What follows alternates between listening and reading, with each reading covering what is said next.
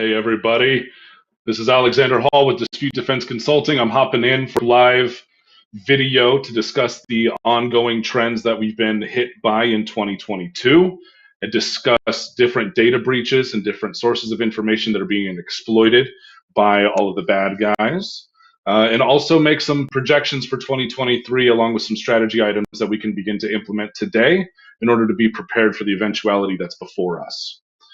So with that being said, we can't talk about 2022 without talking about data breaches. The important thing to remember about data breaches are it affects every company.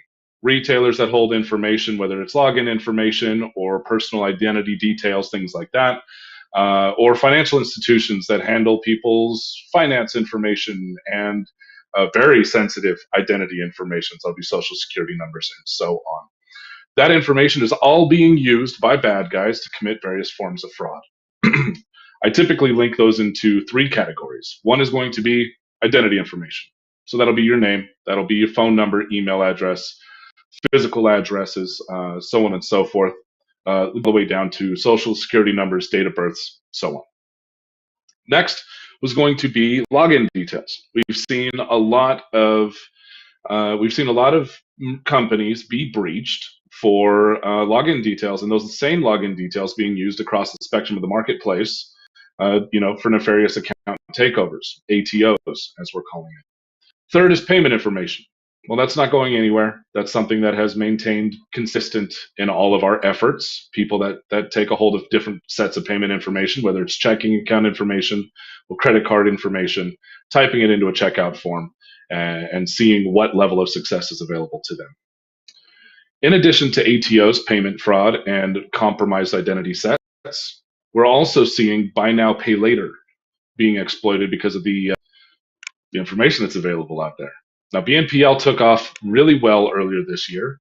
And for those of you who don't know, BNPL is buy, pay later. Some of your favorite merchants are offering payments for the items that otherwise certain people couldn't afford. It's a great initiative, but it is not infallible.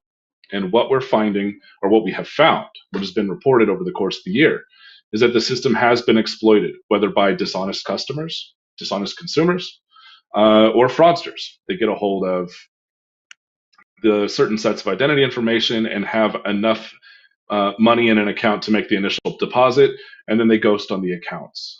Unfortunately, we've seen a lot of volatility in the marketplace for BNPL service providers, leading to problems for merchants. Next, it's important to talk about what's been going on for the last couple of years, but we've seen a huge explosion this year. It just continues to grow. So that's going to be dishonest consumer practices. So that could be first-party fraud, also called friendly fraud. I choose to call it chargeback abuse because they're abusing the chargeback system. That's very important to keep in mind, that they're abusing the chargeback system. And again, for those who don't know, chargeback abuse is when a good consumer passes all the security checkpoints for validation and verification, and then on the back end of the transaction, file a chargeback unjustifiably to get their money back on an order that they themselves placed. Now, when you're dealing with chargeback, with friendly fraud chargeback or chargeback abuse, you're dealing with, as I stated, good customers. Well, the problem here is they beat all of the fraud prevention tools that we have in place. We seek to verify that this consumer, that this account, that this checkout is verified, that they have the authority to put through the transaction. So they meet all of our needs. They meet all of the checkpoints that we set in place. That, of course, has become a big problem. And with that introduces one of the dimensions that I call a fraud prevention. We'll get into that in a little bit. The last thing I wanted to talk about was mail theft. Mail theft is a big deal, especially right now, it seems, and especially during the holiday season of every year. In mail, it is typical for a fraudster to obtain identity information, bank statements, different types of profile information, checks that go out from businesses for payment, checks being sent through the mail by consumers, cash, birthday cards. Everything goes through the mail. Some iteration of everything goes through the mail, including gift cards. Can't forget about gift cards. Some iteration of everything goes through the mail. And for fraudsters, it's a very valuable way to get a hold of valuable information that's viable in the marketplace for different reasons. And of course, everything breaks down into these two uh, these two sets of data. So you're going to have payment information, the checks, the gift cards, the bank statements that have the transactions listed there. You can create checks if you have specific information. There's a whole wide world of information that can get through the mail for payment information.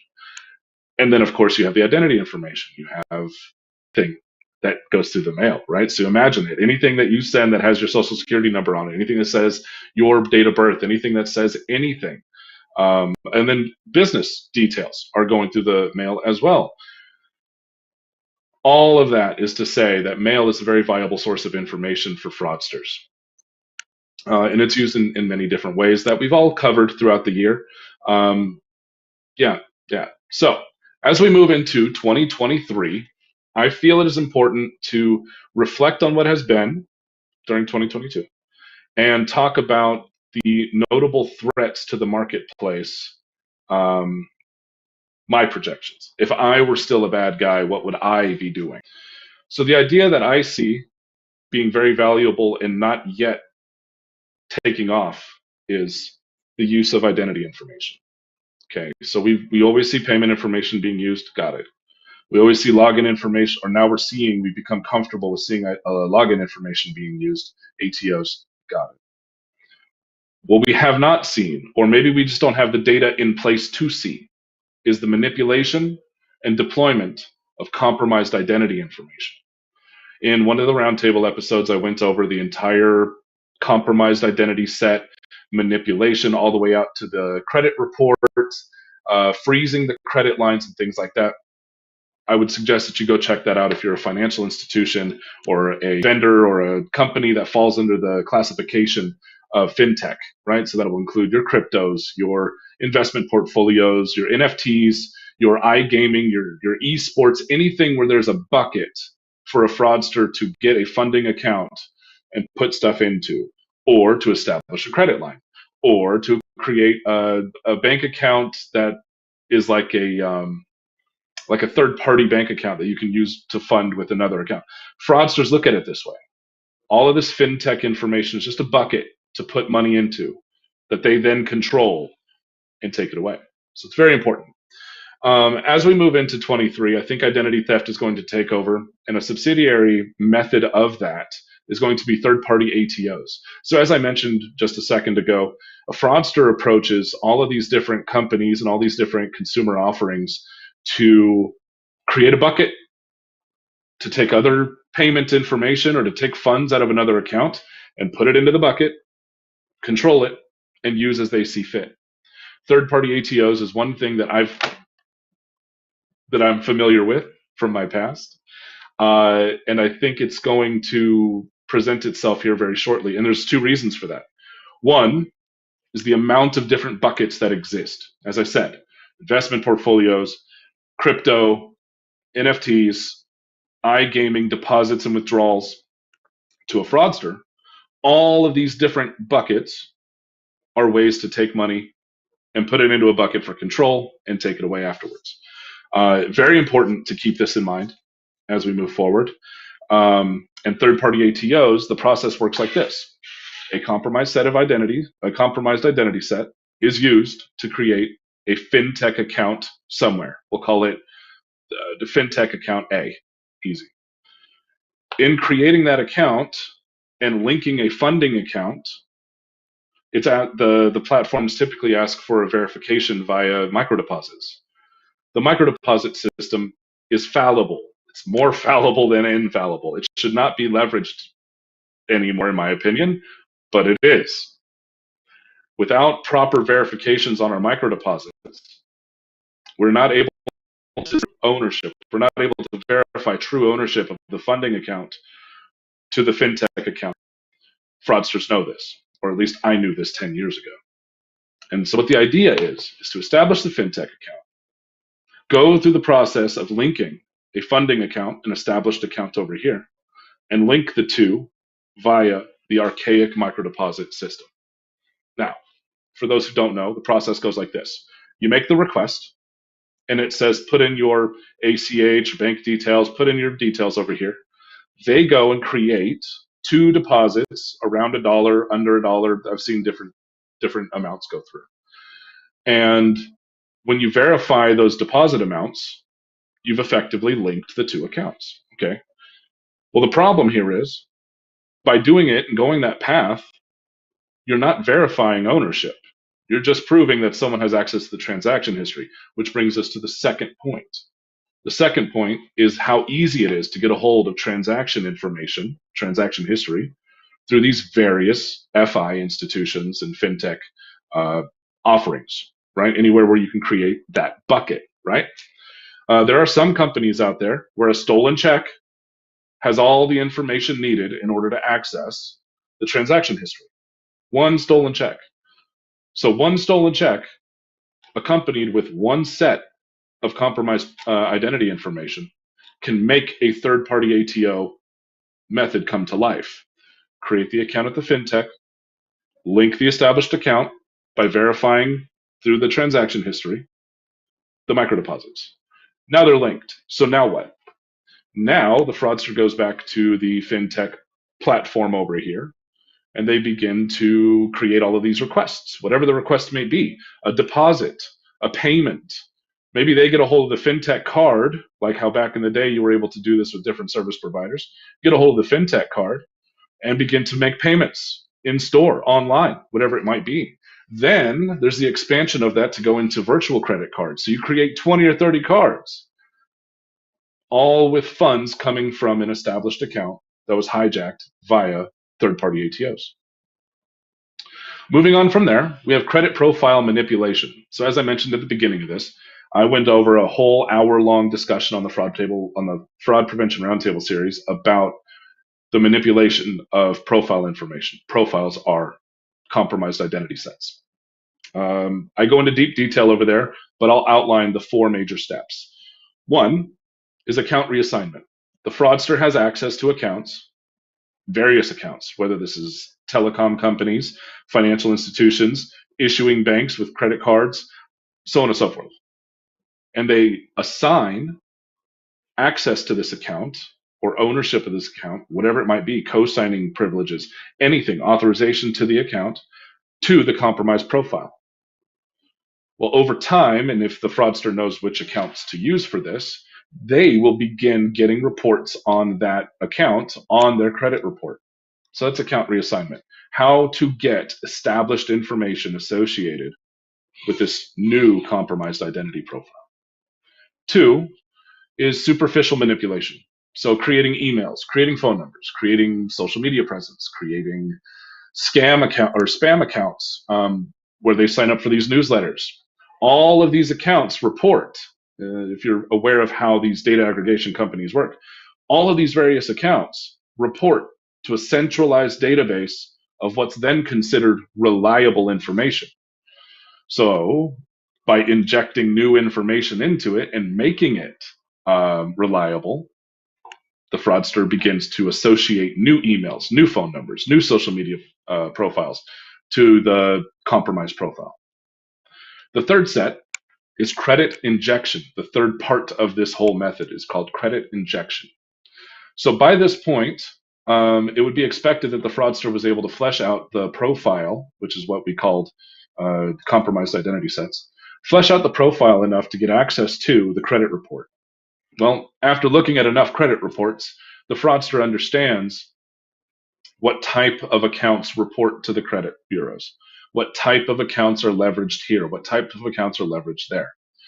And with that set of information, they go and apply for secured cards. They go and apply for low-level phone accounts, low-level credit union bank accounts, mule accounts, as we in the industry are becoming familiar with. They link all of these new accounts knowing, or they establish all of these accounts knowing that over time it's going to report to the credit profile. That process is called credit injection. Now the fraudster has been able to associate new accounts to it.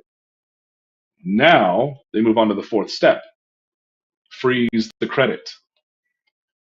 Before they're ready to freeze the credit, they've established new phone numbers, new emails, new social media presence. They've created new accounts, mule accounts. They've created all of this secondary piece of the puzzle to make identity information work to their benefit. Now, freezing the credit effectively locks the real identity, the victim, out of their own credit profile, which is why Thomas O'Malley and I are staunch advocates in our idea that everyone should freeze their credit. So, for those of you watching this on YouTube, you're more the consumer base, please freeze your credit, because if you don't, a fraudster will do it for you. That's the manipulation process for manipulating credit profiles. Now let's talk about the viability of all of this. An effective fraudster will have mountains of information. Mountains. It sounds like a lot of work per profile, and it is to figure it all out. But now we're seeing evidence that fraudsters are slowly figuring it out. I halted my operations 6 years ago and wasn't doing anything as robust as this for several years before then. So we're talking about 10 years it's taken for fraudsters to begin to catch up to where I was, but they're doing it. And that's a scary thought. So how do we identify this? What are strategy items that we can deploy moving into 2023? Okay, there's three things really to do. One, financial institutions. Understand that more than taking money from you, fraudsters are also looking to create accounts under your banner to funnel money through. This, of course, will contribute to AML. This, of course, will contribute to wire fraud. This, of course, can translate from payment fraud into funding accounts for mule accounts. There's a lot of terms to go over. The primary idea is to understand that everything you offer to a user of yours, a good consumer, a good user, is something that a fraudster can add to their tool belt. So that's one. Make sure that every single one of your touch points, every one of your use cases, everything that you offer to your consumer, to your user, to your customer, is being monitored in some way and verified some way by your fraud team. So that all of that is to say, create an holistic fraud prevention strategy that considers every touch point across the customer experience journey. So a common set would be behavioral analytics when they first touch down on site. Two would be using a GDPR compliant PII vendor for your KYC at onboarding. Three would be using the same information as onboarding or expanding out to session data and device fingerprinting in order to verify whether or not this correct login information that's been entered is being done so on a device that we should trust. So we've got PII KYC, we've got behavioral analytics, we've got session data, we've got device fingerprinting, and we've only covered 3 touch points. Moving forward on credit applications, we revert back to the PII KYC with the GDPR compliant vendor. As these applications come through, we're going to see the information, and this is a good opportunity for me to introduce what I'm calling the 3 dimensions of fraud prevention. So I will. The first dimension is validation. Is the information correct? Well, fraudsters are very good at entering correct information. Okay, so it's not enough to just validate the information. It's not enough to say, is the information correct? We have to move forward to that and verify authority to the information. So what does that entail? Well, besides the information that's being typed into a form, there's a lot of information that's being given to us with that interaction. As I mentioned, behavioral analytics. As I mentioned, session data. As I mentioned, device fingerprinting. None of that information is submitted consciously by the user that's trying to type in the information for ATOs or submit the credit application. But all of it is useful in an effective fraud prevention strategy. Moving along from there, the third dimension, identify intent. In order to identify intent, we have to take all of the data points that are available to us, understand what they represent, and then have to understand what the story is. So to break this down a little bit, we've done enough to validate whether or not the information is correct. We've started across the board to verify authority to information, whether this person is who they claim to be, by taking in additional information than what is submitted during the form. Okay, that's good. Now 3, zoom out and tell the whole story between your fraud team, between your account managers, between your sales team, whatever it may be. Zoom out and tell the whole story. The reason why this is so important is if we look at the details outlined during my credit profile manipulation method, those 4 steps that I just went over. If you zoom out and look at all the data points, we first can see whether or not the data points are accurate. Well, yes, they will be. Cool. 2, we verify whether or not the person has authority to. Well, they do, because the fraudster will have made it look that way. Okay? So how does identifying the intent come into play? Well, the idea would be to identify evidence of a compromised set of identity information. So how do we do that? Well, if you play through those 4 methods, you'll quickly see that in the data sets that we leverage, the data points that are being introduced, they're going to come into play while the old ones are still moving. That's not typical consumer behavior. A normal consumer will get rid of an old phone number when they get a new one. They'll get rid of an old phone when they get a new one. They'll move to a new address and stop using the old one. So I call this identifying non-unilateral changes across an identity data set. And what your fraud team should be looking for is, have new phone numbers, email addresses, social media platforms, accounts, blah, blah, blah, blah, blah, been added? Yes. Okay. Are the old ones still in play? Yes. That should be seen as suspicious. That's one thing that I can submit to you guys to start looking at whenever you're dealing with the idea of compromised identity information. So I wanted to submit that here. I think I went over all the items I wanted to do. Yeah, there we go. Just wanted to check my notes. All right, guys. I hope you have a great holiday season. I hope everything goes well for you. I hope you spend a lot of time with your family. On the other side, and as we get into 2023, Dispute Defense, Mr. Alexander Hall here, and Dispute Defense are opening up our training schedule for both financial institutions, fintechs, and everything under that designation. Crypto companies, NFTs, investment portfolios, things like that. We're opening up our training to make sure that everybody is up to speed on what the method development process is for fraudsters and what they can do to respond to it proactively. The best proactive response is going to be an holistic response, or a holistic response. I guess it's up in the air as to how to say that correctly. All right, guys, have a great end of year. Wish you all the luck. If you have any questions or want to get in contact with me, there's a QR code on screen, or you can head on over to disputedefenseconsulting.com and book a call for yourselves. All right, happy holidays. Have a great day.